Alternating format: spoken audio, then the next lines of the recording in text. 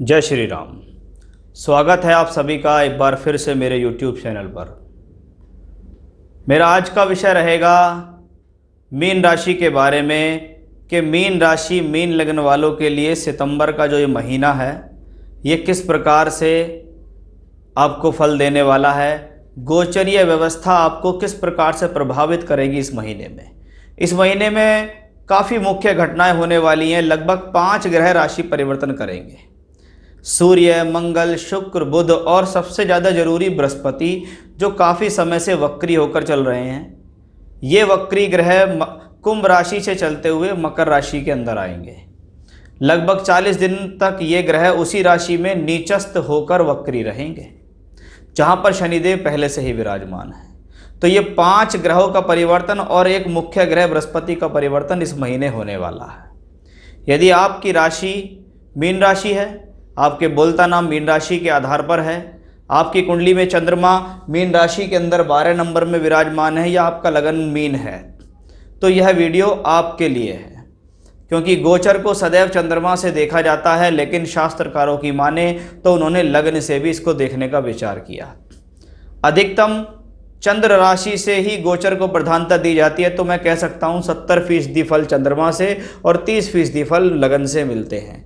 उन लग्न और चंद्रमा दोनों के आधार पर मैं आपको यहाँ प्रेडिक्शन देता हूँ, क्योंकि ये गोचर है। गोचर ओवरऑल 30% तक कवर करता है, बाकी 35% लगभग आप ये समझिएगा फल और दशा होती हैं।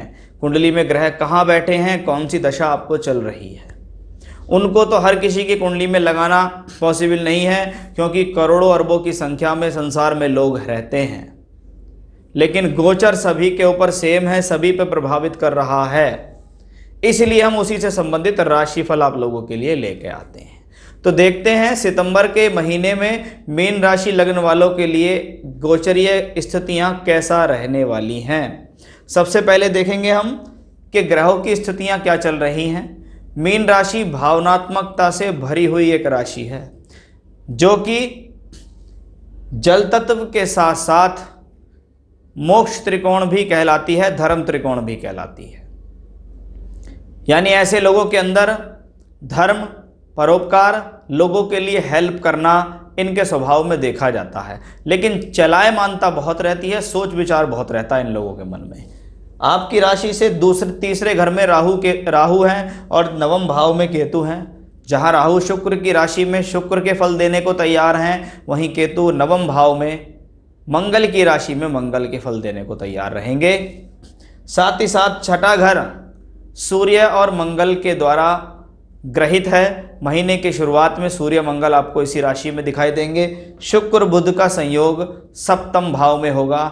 वहीं एक द्वादश में वक्री बृहस्पति कुंभ से मकर की तरफ हैं, और शनिदेव मकर राशि में वक्री स्थिति होकर काफ़ी लंबे समय से चल रहे हैं। आइए सबसे पहले मैं बात करूंगा गुरु और शनि के बारे में। Shani 11th Lord in 11th house, house of gain. ये प्लेनेट आपके फायदे के लिए लगातार कुछ ना कुछ कर रहा है। आप जो भी कर्म कर रहे हैं, जितनी भी आप अपने जीवन में मेहनत कर रहे हैं, उसके लिए ये प्लेनेट कुछ ना कुछ हेल्प कर रहा है। वो हेल्प आपके शरीर से मेहनत करा के कर रहा है, क्योंकि शनि की तीसरी दृष्टि आपके लगन पर आ रही है। इसका मतलब है शनि का तीसरा प्रभाव आपके लगन से आपको मेहनत करा रहा है। व्यक्ति अपने आप को सामाजिक रूप से उठाने के लिए लगातार प्रयास कर रहा है। अपने किस तरीके से मैं समाज में तरक्की करूं, किस तरीके से मेरा अपना कुछ ओहदा बन जाए, किस तरीके से बेहतरी मेरे जीवन में आए, उसके लिए शनि सदैव तत्पर हैं, चेष्टा बली हैं। आप लाभ के नए नए अवसर खोजने का भी प्रयास करते रहते हैं। अब बृहस्पति आपकी राशि और दशम का मालिक है। लग्न, मान सम्मान, शारीरिक स्थिति, आपका आत्मसम्मान, आपकी आत्मिक सोच को दर्शाने वाला है। वहीं दशम भाव से हम आपके रोज के कर्म के साथ साथ आपकी प्रोफेशनल लाइफ को भी देखते हैं। जब उसका मालिक द्वादश में चल रहा होता है, तो कहीं ना कहीं इन चीज़ों के लिए संघर्ष अवश्य आता है। कभी कभी इन चीज़ों के लिए कर्म करते हुए पूर्ण फल भी नहीं मिल पाता है। शारीरिक प्रॉब्लम होना, हेल्थ इश्यूज होना, खास तौर पे अगर आपको बृहस्पति की महादशा अंतर या प्रत्यंतर चल रही है, आपकी मीन राशि या मीन लगन है, तो हम कह सकते हैं कि भाई ये समय आपके स्वास्थ्य के लिए ज़्यादा बेहतर नहीं है। शरीर से जितनी मेहनत हो रही है उतना उसका फ़ायदा नहीं मिल रहा। 14 सितंबर को ये ग्रह यहाँ से अपनी यात्रा पीछे की तरफ ले जाते हुए मकर राशि के अंदर एंट्री कर जाएगा। नीच का ग्रह एकादश भाव में अगर पहुँचे, भले ही वो वक्री हो, तो शास्त्रकार कहते हैं कि ये राजयोग है कि 3, 6, 11 में नीच का ग्रह अगर गोचरवश पहुंच जाए या कुंडली में बैठा हो तो उसकी दशा अंतर प्रत्यंतर में राजयोग जैसे फल मिलते हैं या फायदा मिलता है। एक बात, नीच ग्रह का शनि द्वारा नीचभंग राजयोग उस समय पे होगा। 2 वक्री ग्रह जिनका स्वभाव अचानक से फल देने के लिए भी जाना जाता है, वो दोनों 11th हाउस में ट्रांजिट करेंगे। यानी 11वां घर पहले एक ग्रह से ग्रसित था, अब 2 से है। एक बृहस्पति है जो फल देने वाला है, एक शनि है जो काल का रूप है। जब ये दोनों प्लेनेट आपकी एकादश को मूवमेंट करेंगे तो किसी प्रकार का कोई बड़ा लाभ, कोई बड़ा सम्मान, कोई बड़ी अपॉर्चुनिटी, कोई नई नौकरी, कोई नया काम, कोई नया संबंध जिससे आपको फ़ायदा होने वाला है, वो लगभग आप समझिएगा 40 दिन तक तो ये ग्रह यहाँ वक्री होकर नीच ही रहने वाला है, और बाकी के आगे 30 दिन ये ग्रह आपके जीवन में लगभग 70 दिनों तक ये ग्रह यहीं रहेगा। तो उस प्रकार की मूवमेंट अच्छी इसलिए है, खराब घर से अच्छे घर में ग्रह का आना। अगर कोई प्लेनेट अच्छा है और वो खराब घर में जा रहा है तो उसमें डिमोशन हो रहा है, और कोई ग्रह खराब है, खराब से अच्छे घर की तरफ आ रहा है तो उसका प्रमोशन हो रहा है। तो यहाँ बृहस्पति का प्रमोशन हो रहा है कि बृहस्पति 2 अच्छे घरों का मालिक होकर 12वें घर में पीड़ित है, लेकिन अब वो कुछ समय के लिए 11th में आएगा। इसको कहते हैं व्यक्ति किसी काम में बहुत लंबे समय तक लग रहा है, बड़ी परेशानी से लगा हुआ है, पूरे जद्दोजहद से लगा हुआ है, लेकिन अब उसके पास वो मौका है जिसमें उसको फ़ायदा मिलेगा। तो ये बहुत अच्छा कॉम्बिनेशन शनि और बृहस्पति से हमें देखने के लिए मिला है। ये शनि बृहस्पति यहाँ से बैठकर पंचम भाव पे दृष्टि देंगे। एजुकेशन में कुछ अटका हुआ है तो फ़ायदा मिल जाएगा। लव रिलेशन में कुछ अटका हुआ है, कुछ प्रॉब्लम चल रही है, फ़ायदा मिल जाएगा। संतान कंसीव नहीं हो रही है या संतान प्राप्ति के लिए भी ये समय है कि किसी को संतान होने वाली है तो वो इस दौरान हो जाएगी, या कंसीव नहीं हो रही है तो ये समय कुछ आपके लिए हेल्प अवश्य करने वाला है। तो इससे बिल्कुल घबराने की ज़रूरत नहीं है, आपके लिए ये कॉम्बिनेशन ठीक है, अच्छा ही है। चलिए, ये तो थी शनि बृहस्पति की बात करते हैं छठे घर में बैठे सूर्य मंगल की। मैलेफिक्स प्लैनेट्स इन 6th हाउस। अशुभ ग्रह का छठे घर में जाना, यानी ये नैसर्गिक अशुभ ग्रह हैं सूर्य और मंगल। अगर ये छठे घर में होते हैं तो ये क्या करते हैं, 6th हाउस रोग, ऋण, रिपु, संघर्ष के लिए जाना जाता है। संघर्ष करने की क्षमता देता है ये ग्रह, संघर्ष कराने की क्षमता देता है ये ग्रह, परिस्थितियों से लड़ने के लिए मजबूत बनाता है ये प्लैनेट। कभी कभी क्योंकि सूर्य भी वहाँ स्वराशि के हैं तो राज्य सरकार से संबंधित कार्यों में, राज्य सरकार से संबंधित हस्तक्षेप, कोई बड़ा वर्ग का लोग, कोई बड़ा अधिकारी, कोई सामाजिक प्रतिष्ठित लोग के साथ संपर्क बनाकर आपको फ़ायदा मिल जाता है। ये सूर्य के फायदे हैं छठे घर में बैठने के। शत्रुओं को हराता है, कॉम्पिटिटिव एग्जाम में सफलता दिला देता है। ये सूर्य 16 तारीख तक इसी राशि में रहने वाले हैं। अब उसके बाद मंगल उसके बराबर में बैठे हुए हैं। कौन है मंगल? धन भाव और भाग्य स्थान का मालिक छठे में। ये ग्रह अपने से पंचम में है तो ये अपने से दशम में है। लाभ के लिए भले ही संघर्ष हो रहा है, लेकिन व्यक्ति उस संघर्ष से सफल हो रहा है। व्यक्ति अपनी मेहनत से अपने भाग्य को चमका रहा है। उस लिहाज से ये मंगल प्रबल है। ये मंगल यहाँ से बैठकर बृहस्पति को भी सपोर्ट कर रहा है, क्योंकि ये मंगल धनदायक है और बृहस्पति धन का कारक है। तो किसी ना किसी तरीके से धन का स्रोत तो बन ही रहा है, कुछ ना कुछ सोर्स ऑफ इनकम तो ये ग्रह लेके आपके लिए आ ही रहा है।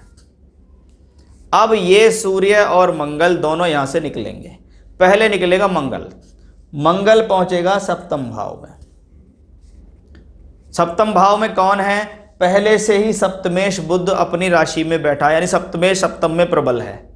मंगल उसके साथ पहुंचा है धन योग बनाने के लिए, क्योंकि मंगल दूसरे और नवम का मालिक होकर यहां पहुंच रहा है।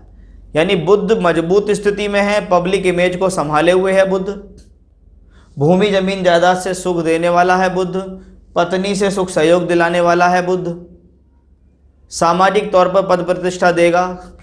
जिस ऑफिस में आप काम कर रहे हैं, जहाँ पे आप काम कर रहे हैं, चाहे व्यवसाय हो चाहे नौकरी हो, वहाँ आपको सम्मान मिल रहा है बुध की वजह से।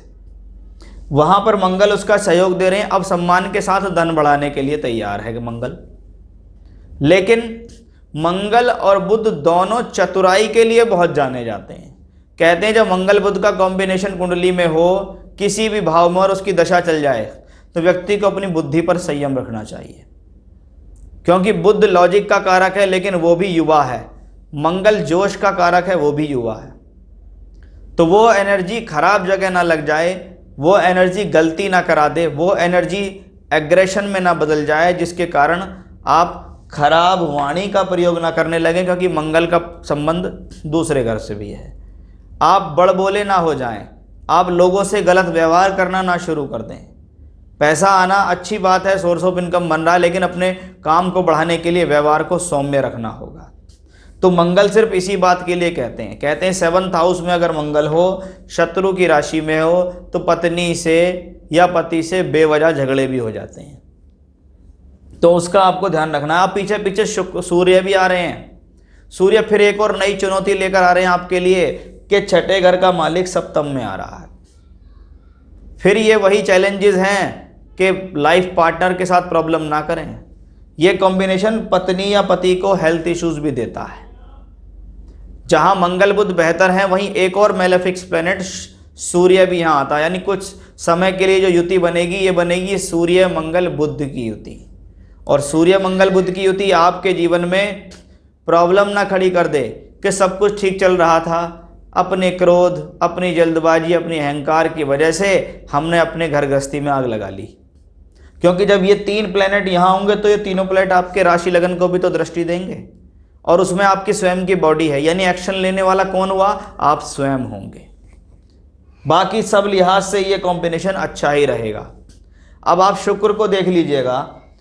राशि लगन के लिए शुक्र को खराब ग्रह ही माना जाता है, क्योंकि ये शत्रु है। बृहस्पति के लिए शुक्र को शत्रु माना जाता है, जो कि अष्टम और तृतीय का मालिक है। तीसरे घर का मालिक जब सप्तम में ट्रांजिट कर रहा हो, आपकी इमोशंस को बढ़ाता है, फीलिंग्स को बढ़ाता है, इच्छाएं बढ़ जाती हैं आपकी। उन इच्छाओं पर खर्च होने का कॉम्बिनेशन शुक्र से हम यहाँ कह सकते हैं। लेकिन ये शुक्र सिर्फ महीने की शुरुआत में आपको दिखेंगे।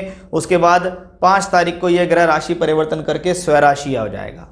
स्वराशि का मतलब है ग्रह जब अपने भाव में हो तो अच्छा होता है। अष्टमेश अष्टम में है, आयु के लिए अच्छा। सौम्य ग्रह है, परेशानियों से हल निकालने के लिए अच्छा। सौम्य ग्रह होकर धन भाव को देखता है, धन के लिए अच्छा। पैतृक संपत्ति के लिए अच्छा। परिवार के लोगों से सुख सहयोग के लिए अच्छा ही माना जाता है। तो उस लिहाज से ये कॉम्बिनेशन अच्छा है। शनि की 10वीं दृष्टि भी शुक्र के ऊपर आएगी। यानी कभी कभी कुछ मरा हुआ पैसा, डूबा हुआ पैसा, डूबा हुआ धन भी इन स्थितियों में मिलने की संभावनाएं बन जाती हैं। तो उस लिहाज से ये कॉम्बिनेशन अच्छा ही है। केतु को भी आप देखेगा कि वो 9वें भाव में मंगल की राशि में, और मंगल 7th में आएंगे। शुक्र, राहु या शुक्र की राशि में शुक्र आएंगे। तो प्लेनेट की पोजीशन तो ठीक है, लेकिन सूर्य मंगल आपके ऊपर हावी होकर गड़बड़ी ना करा दें, क्योंकि 2 मेलेफिक्स हैं ये। सूर्य को अलगाववादी ग्रह कहा जाता है और मंगल उसका सहारा लेके आगे चलता है, क्योंकि मंगल सेनापति है। मंगल सदैव राजा की बात मानता है। वो राजा की बात मान के आपके घर में प्रॉब्लम ना हो जाए, आपके 7th हाउस में प्रॉब्लम ना हो जाए, उसका आपको थोड़ा विशेष रूप से रखना होगा इस महीने ध्यान। बाकी अन्य प्लैनेटरी पोजीशन, चाहे वो बृहस्पति की हो, सूर्य मंगल की हो, शुक्र बुध की हो, ये सब अपनी जगह सटीक हैं।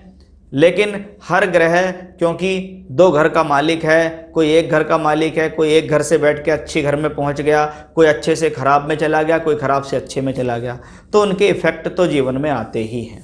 वो इफेक्ट आपके ऊपर हावी ना पड़े, उसका विशेष रूप से रखना होगा इस महीने ध्यान।